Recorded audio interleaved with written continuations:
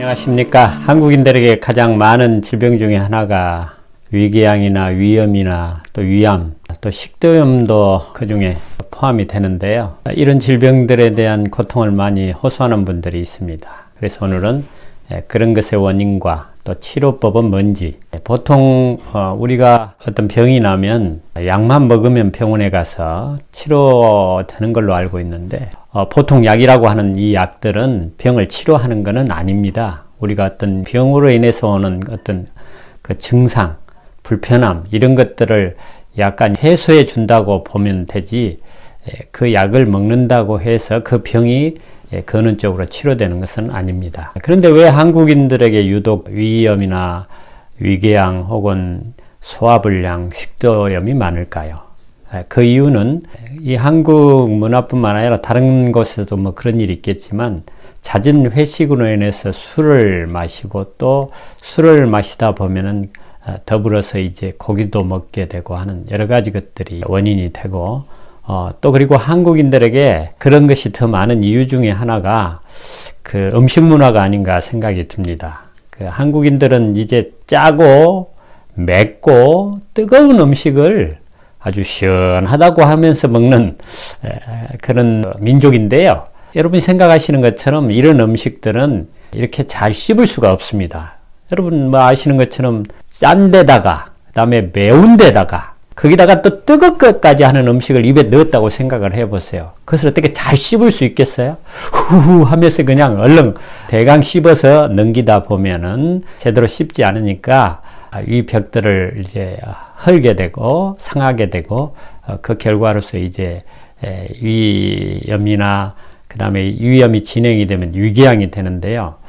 위염은 이제 통증이 있지만 심한 위궤양은 통증이 없습니다. 그래서 많은 분들이 뭐 병이 없는 걸로 생각을 하고 나중에 이제 그것이 소화가 안 되고 더부룩해서 병원에 가면은 뭐 위암이 됐다 이런 이야기를 하는 경우가 있는데요. 그런 것들은 다 말씀드린 것처럼 그런 것들이 원인이기 때문에 술이나 또 회식이나 이런 것을 안 하고 또 어떤 스트레스로 인해서 문제가 또 되는 경우도 있죠. 보통 스트레스라고 하는 것이 우리가 해결할 수 없는 어떤 문제나 또 어떤 사건을 당했을 때 마음에 부담을 주는 게 모든 게 스트레스죠. 근데 이제 이러한 그 스트레스는 그 장의 운동을 원활하게 하지 않습니다. 장이 멈춰버리죠. 그러면 소화가 안 되고, 그래서 이제 그런 질병들을 이야기하는데요. 특별히 이제 담배와 커피 같은 것도 좋지 않습니다. 우리 식도와 위 사이에는 관략근이라는 게 있습니다. 그래서 강한 위산이 식도로 넘어가지 못하도록 이렇게 음식이 넘어갈 때만 열리고 그 다음에는 딱 닫혀져 있는데, 커피, 특별히 카페인이 들어있는 콜라, 그 다음에 담배 이런 것들은 식도를 열리게 합니다. 그래서 위산이 이렇게 식도 쪽으로 오게 되면 식도염을 유발할 수 있기 때문에 그런 음식들은 위염뿐 아니라 식도염에도 관계가 있기 때문에 삼가하는 것이 좋겠습니다. 그래서 말씀을 드린 것처럼 위병의 가장 큰 원인은 잘 씹지 않는 것입니다. 그래서 잘 씹지 않다 보니까 거친 음식이 위로 넘어가면 위벽을 상하게 되죠. 그리고 우리가 또 잘 씹어야 되는 이유 중에 하나는 위벽이나 그 소장 같은 것이 우리 육안으로 볼 때는 이렇게 평평하게 보이지만 현미경으로 보면은 그게 이렇게 골짜기처럼 고울이 져 있습니다. 그래서 음식을 잘 씹어야 그 잘게 씹어진 음식들이 그 고울 밑으로 들어가야 우리 몸의 위나 소장의 세포는 그 음식이 무슨 음식인지를 알고 그 음식에 맞는 소화제를 내는 것입니다. 또 흡수를 하게 되는 것이죠. 그래서 잘 씹는 것이 아주 중요합니다. 또 잘 씹어야만이 음식하고 침하고 이렇게 잘 섞어져서 이제 탄수화물 같은 것이 잘 이렇게 우리 몸에 흡수되는데 도움이 되겠죠.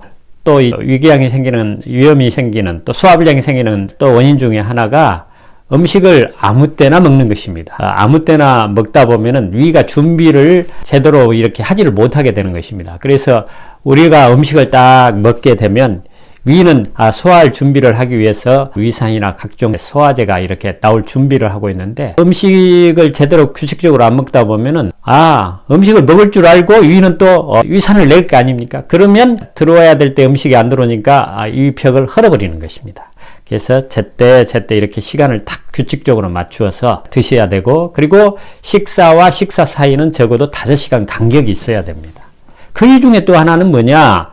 그거는 우리가 음식을 이렇게 먹게 되면 위에서 이제 1시간 정도 이 음식을 이렇게 잘게 더 부수고 믹스하는 그런 일을 해서 소장으로 넘어가면 소장에서 4시간 정도 이렇게 또 이제 흡수를 하고 그 다음에 대장으로 이렇게 넘어가서 이제 몸 밖으로 배출이 되는데, 그래서 말씀드린 것처럼 적어도 위와 소장에서 머무는 그 시간 정도는 음식을 안 드셔야 됩니다. 그런데 이제 예를 들어서 음식을 위에서 이렇게 다 이제 어느 정도 소화할 준비를 해서 소장으로 넘겨줬는데 음식을 먹어버리면 위가 일을 하면 또 소장이 일을 안 하게 되니까 그 음식들이 어떻게 되겠습니까? 제대로 이제 소화가 안 돼서 각종 가스나 이런 것이 나오게 되고 부패하게 되고 그런 일들이 일어나게 되는 것입니다. 또 어떤 분들이 가스가 많이 나온다는 그런 불평을 하는 분들이 있죠. 그거는 우리가 음식을 빨리 먹으면 음식과 음식 사이에 이제 공기가 들어가 있기 때문에 그 공기를 위나 소장으로 넘어가게 되면 이제 트림도 나오게 되고 대장으로 가게 되면 가스도 많이 나오게 될 수밖에 없는 것이죠. 그래서 식사 시간을 규칙적으로 가지고 식사 간격은 적어도 5시간 간격을 둬야 됩니다. 그리고 또 보통 이게 위가 안 좋은 분들은 많은 체형이 많습니다. 그래서 주위에서 이제 사람들이 보면서 피죽도 뭐 먹냐 그런 이야기를 하다 보면 그게 이제 또 스트레스가 되죠, 본인은. 그래서 음식을 이제 어떻게든지 좀 많이 먹어보려고 애를 쓰는데, 위가 안 좋은 분들은 절대 음식을 자주 먹으면 흡수가 더 안 됩니다. 그래서 3끼보다는 2끼가 좋습니다. 저 같은 경우는 아침과 점심을 먹는다든지 아니면 아침과 저녁을 먹는다 2끼만 먹습니다. 왜냐하면 저도 여러분이 보시는 것처럼 그렇게 체구가 좋지를 않죠. 마른 체질이고 저도 위가 별로 좋지가 않습니다.